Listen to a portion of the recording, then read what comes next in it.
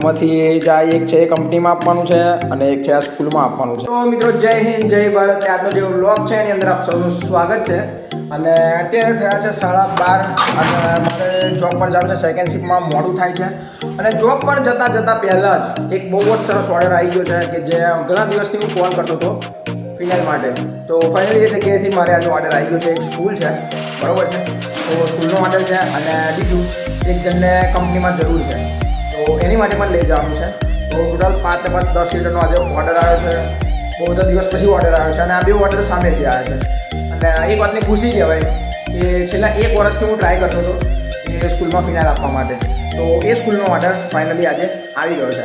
તો હું તમને બતાવું કે જોઈ લો, આ બે મોકળો પડેલું છે. એમાંથી જાય એક છે એ કંપનીમાં આપવાનું છે અને એક છે આ સ્કૂલમાં આપવાનું છે. તો ચાલો મિત્રો, મારે મોડું થાય છે તો અત્યારે હું એ લઈ જાઉં અને એની જે ડિલિવરી કરવાની છે એ કરી આવું છું.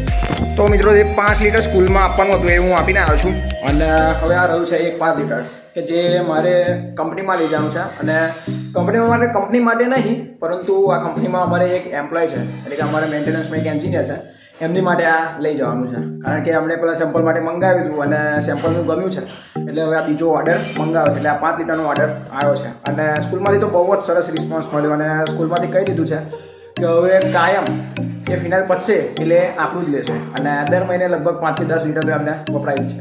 તો આવી રીતના આપણે ઓર્ડર આવતા રહે છે. માતાજી ભગવાનની દયા છે.